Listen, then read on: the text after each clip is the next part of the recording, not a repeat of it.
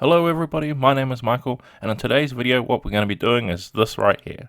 So if that looks exciting to you guys, please carry on and watch the video. Oh, and just one more thing before we go. Please consider like, commenting, and subscribing if you enjoyed the video. But now with all that out of the way, let's carry on with the video.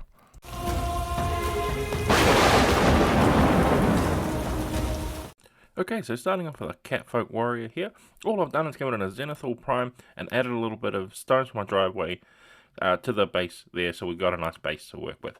And then with that, we're going to start with our first colour.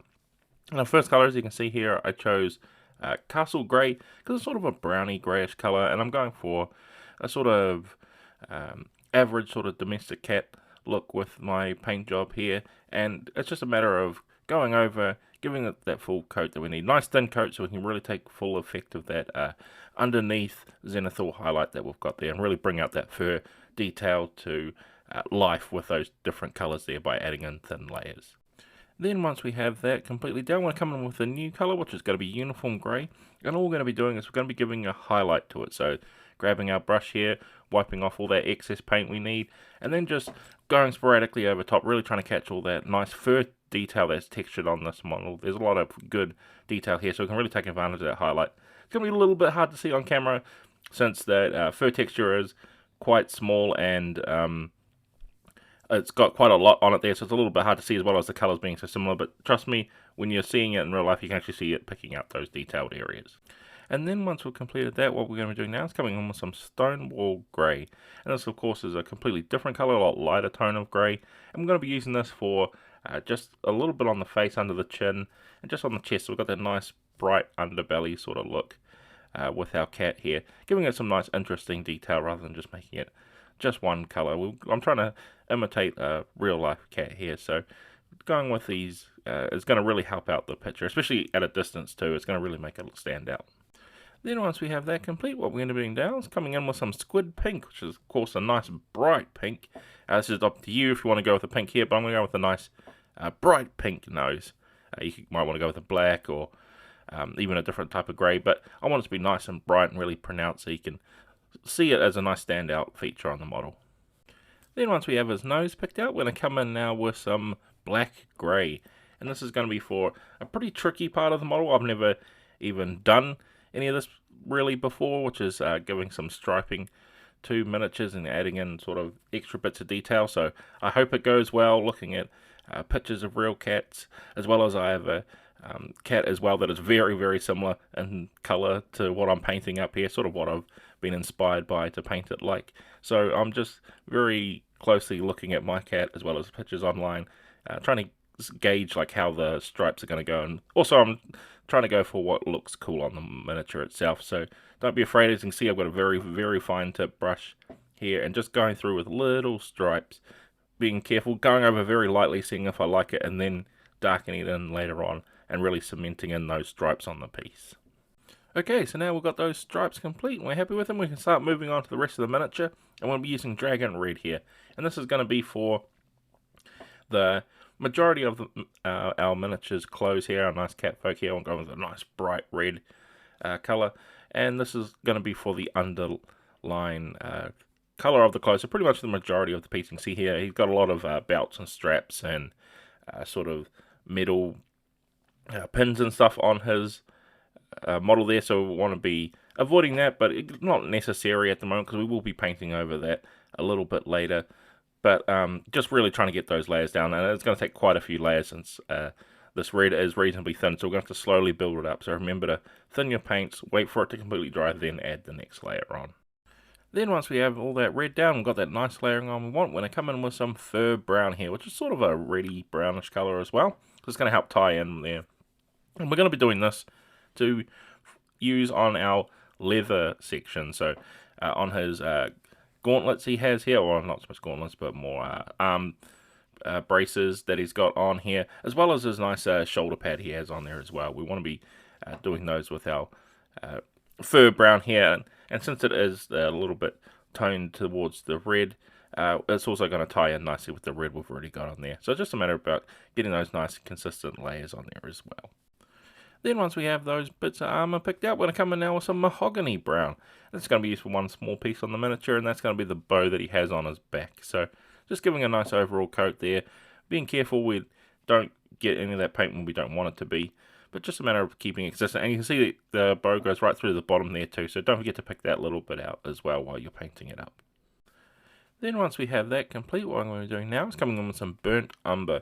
This is also going to be used one piece on the model, and that is going to be on his quiver that he has on his back here. So giving a nice overall coat, and you can see since we're using our thin layers that our zenithal prime underneath is really giving a good effect here since we're using those layers. But we do want to build it up just a little bit so we've got actual full coverage. And then once we have that, what we're going to be doing is we're going to come in now with some leather brown. And this is going to be the majority of the leftover parts of our leather areas, of course, as the name implies. It's going to be great for leather. So this is the leather strap going across his chest. We also want to use it for the sheath of his sword, and as well as the various belts he has around him too. So as you can see, the belt that he has across his chest, very, very thin. So I'll come in with a nice fine tip brush and really trying to get the strokes in there. Just going over very lightly, building up those layers until I get a nice even overall color, and you can really come into focus and see how you get those little tiny bits of leather picked out. Then once we have those bits of leather picked out and complete, we're going to come in now with some deck tan. And what I'm going to be using this is just in a couple of small areas, and that's just going to be across his clothes that he's wearing on here. He's got a nice couple of stripes placed in, and I think deck tan is going to be great for this. As well as that, I'm also going to be using it to just pick out the edges of his shoulder pad that he has that we've got painted in red. So I'm going to be doing just a little line on each side, really giving a little bit more color and life to the piece. Then once we have those stripes picked out and complete, we're going to come in with some metallics now, and I'm going to be starting off with some gunmetal. And of course, what else we're going to use our gunmetal color on other than the blade as well as the sword entirety itself. But also while we're doing that, we also want to use it to pick out all the various small little rivets that he has on him. He's got these nice sort of like studded leather braces and that on there, and nice little bits there that we want to pick out with our gunmetal and really just quickly dab them on there, catching the tips of them so we can pick them out and show that we've got some nice metal studs in there, and adding also another awesome visual interest to the piece. That's why I like how it's got these little bits on here to really give in that extra bit of visual excitement to the piece. Okay, so now what we're going to be doing is moving on to our first wash, and I'm going to be using Agrax Earthshade to do this. Now, I'm just going to let you know that I'm not going to be giving any wash over our fur of our catfolk here, because I'm a little bit afraid if I start applying a wash to the fur I've got here with all those stripes and the different colors on there, we're going to start muddying it together. It's going to be a little bit harder to read those features on there. So I'm just going to be sticking to everywhere that is sort of naturally brown on this miniature, but it's basically the leather, the quiver, and places like that. But I'm going to be avoiding the actual red areas as well. We want to be leaving that for our next wash that we apply later on. Okay, so then once that's completely dry, we can move on to our next wash, and that is going to be nuln oil.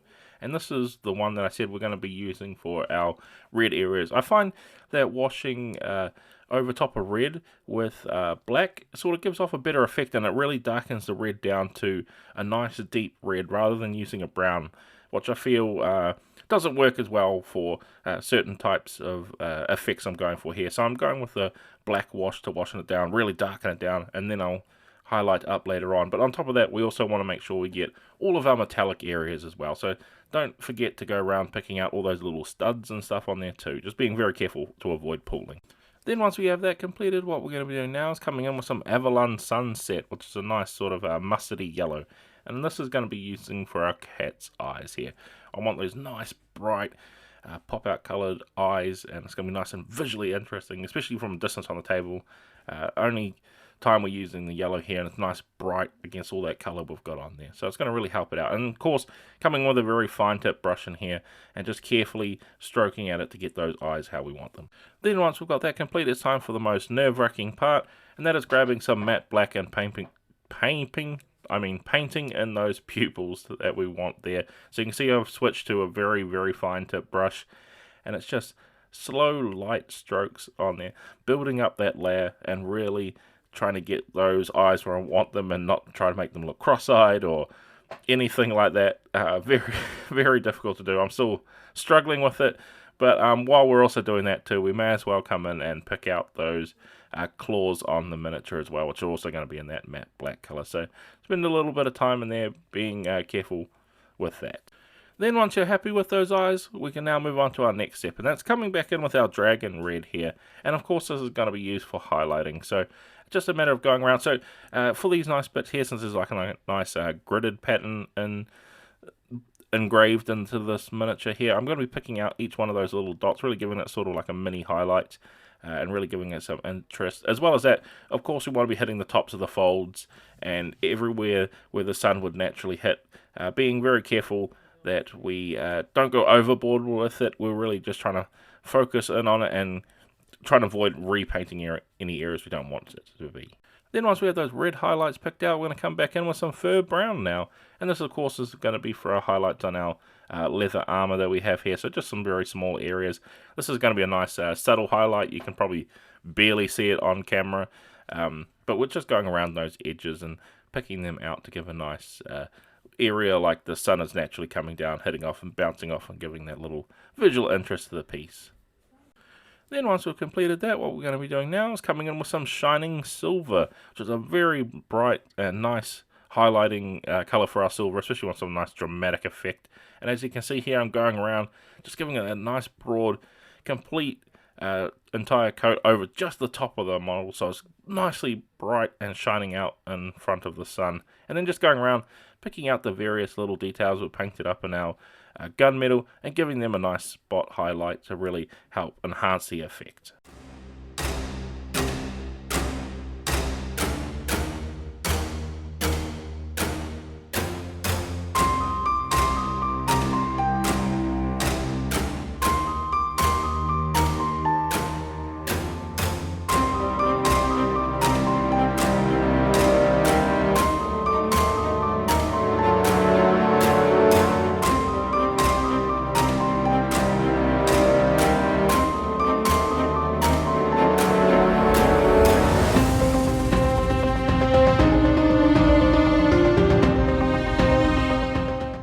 And with all that complete, we have finally finished painting up our Catfolk warrior from the Reaper Bones miniatures range. I hope this video has been helpful for you guys, whether you want to follow along and do what I did here, or you just want to use this video for some inspiration in painting up your own miniatures. But with all that said guys, I'd like to thank you all for watching, and I can't wait to see you all in the next video.